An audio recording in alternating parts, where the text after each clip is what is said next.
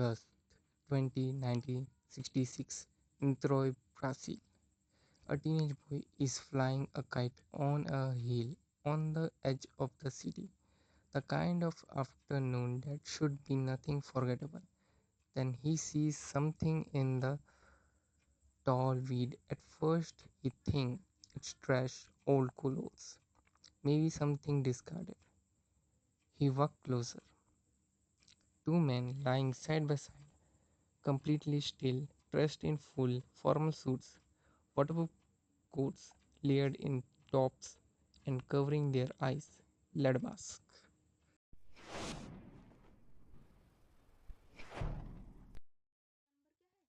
I'm going to tell you about a case that has no clean ending, no arrest, no confession, no explanation. Just two dead men on hillside, a handwritten note, instruction that made no sense, and a mystery that has outlasted every investigator who ever tried to crack it. This is the lead mask case, and almost 60 years later, no one knows what really happened up on Vietnam Hill. Let's go to the beginning. August 17, 1966, 3 days before the bodies are found, two men leave their hometown of Campos dos Goitacazes, a small city in the state of Rio de Janeiro. Their name Manoel Pereira, the Cruz, and Miguel José Viana.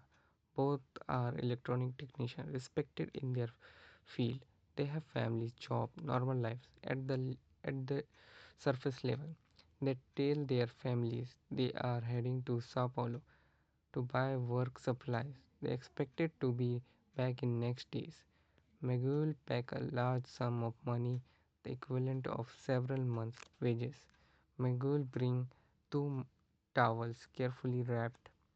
A friend named Alicia Batista Asbendo drive them to the station. Here's the first strange thing. They don't go to Sao Paulo. Their bus goes to Niterói, a completely different city across the bay from Rio de Janeiro. They buy seat 25 and 26 side by side, like this trip has been planned. Why to their families? Where are they actually going, and why does the Miguel look according to the bus station staff who saw them like a man who is terrified of being late? They arrive in Niterói the afternoon under heavy rain. Their movements are partially reconstructed by investigators later. Here, what we know: they stop at a small shop and purchase two waterproof coats. Then they walk into a local bar. They buy one bottle of water. The waitress behind the counter remember Miguel clearly. She described him as a very nervous, fidgeting, unable to sit still, checking his watch over and over. He's waiting for something or someone. They leave the bar, and that is the last time anyone see Manuel Pereira or Miguel José alive. It's presumed they went directly from that bar to Wintham Hill, also known locally as Mororo do Wintham Hill, also known locally as Mororo do Wintham, a steep scrub covered hillside on the outskirts of the city. Why that hill? No one knows. What were they waiting for up there? That's where the note come in. When the kite flying teenager raises the alarm on 20 August, police and firefighters attempt to respond immediately, but they can't. The terrain is too steep, too rough. It takes until the following day before a small team finally reaches the body. By then, 3 days have passed since the men were last seen alive. Here, what investigators find: two men lying side by side, positioned almost peacefully as if they laid down together and simply never gotten back, both in full suit, wearing waterproof coats and over their eyes.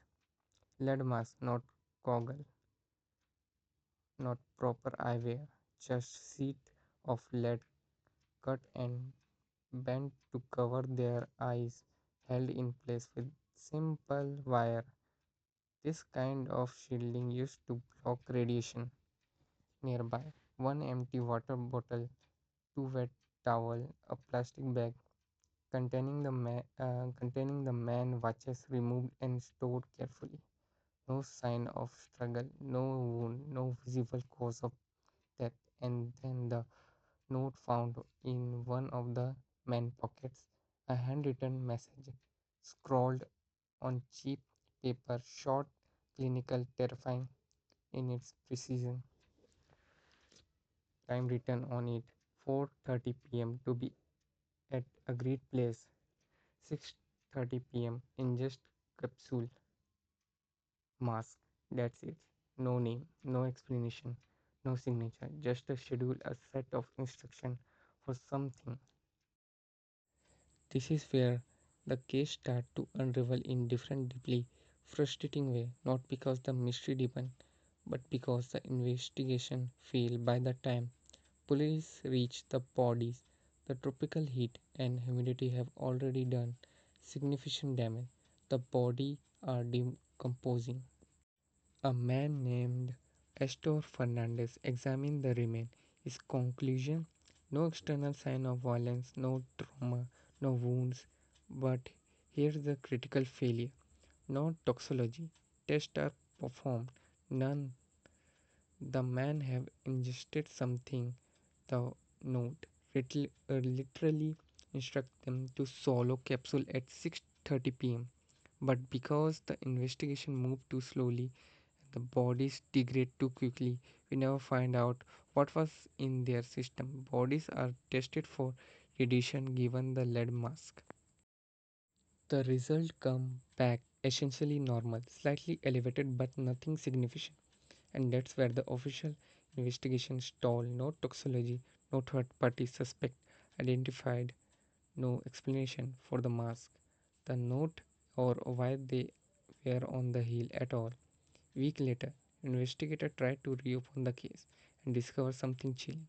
The case file had vanished, all of them gone. No explanation, no record of where they went or who took them. This day, they have never been recovered. As investigators dig into the background of Cruz and Viana, a picture emerges that reframes everything. Friend and family revealed that both men were deeply involved in spiritualism, specifically a Brazilian esoteric movement, sometimes called scientific spiritualism. A blend, a blend of mysticism, belief in extraterrestrial contact, and pseudoscientific ritual.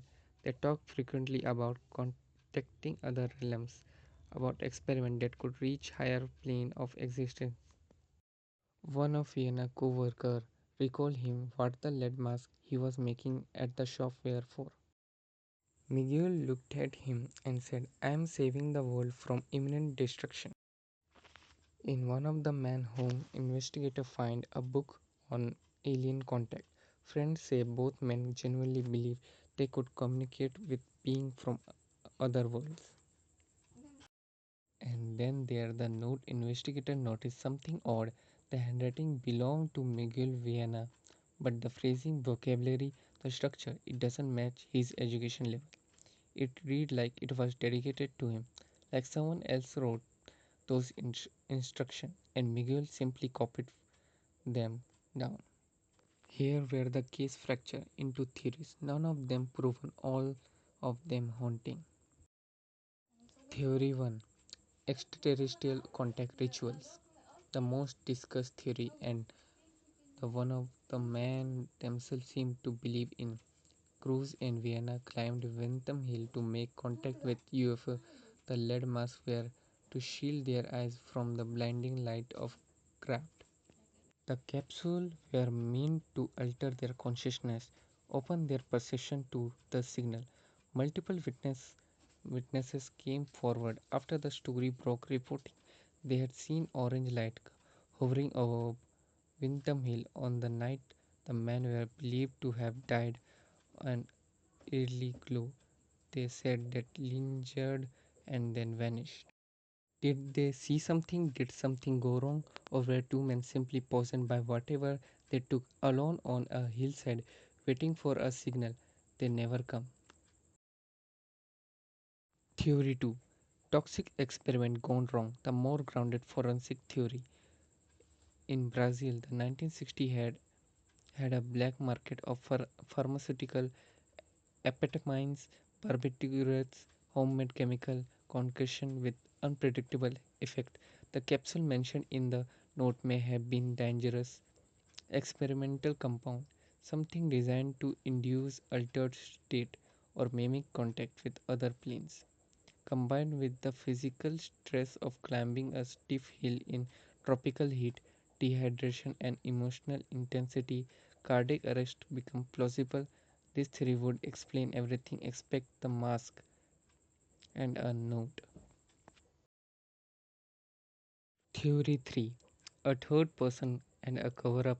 Here where it gets darker. The investigator timeline reconstruction leave a 3-hour gap unaccounted for. The 3 hour where Cruz and Viana could have met someone who isn't any in record. That possibility is strengthened by one small easily overlooked detail found at the scene. Handkerchief with initial that match never victim. Someone else was on that hill, and that's the note in the Miguel handwriting, but not his word. Specific location, the specific time, the specific instruction, all of it point to someone else orchestrating whatever happened up there. Was there a third man who brought them to talk that he gave them something to take, but waited for the effect and then walked away? The missing case file began to feel less accidental when you ask that question. Theory 4. Radioactive material trade, a darkest Cold War angle. Some Brazilian investigator theorized that Cruz and Viana, as electronic technician, may have been caught up in the illegal trade of radioactive material common in the underground scientific community of the era. The lead mask, standard protection were handling certain isotope capsule unknown but possibly pharmaceutical shielding agents. Meeting on the heel, a handcuff that went catastrophically wrong. This would explain a third person. It might explain this missing file. It would not explain why two responsible men with families told no one where they were actually going. What do we know? Here, what we can say with certainty after nearly 60 years, two men climbed a hill on a specific schedule. They followed written instruction. They took something, probably they wore lead shield over their eyes. They lay down beside each other and they never got up. The investigation was paused from start. The file the file disappeared. The toxicology was never done. The third person, if there was one, was never identified. What Cruz and Vienna were waiting for up on that hill, we may never know. But I think about that note. They were waiting for something to arrive, and whatever it was, it didn't save them.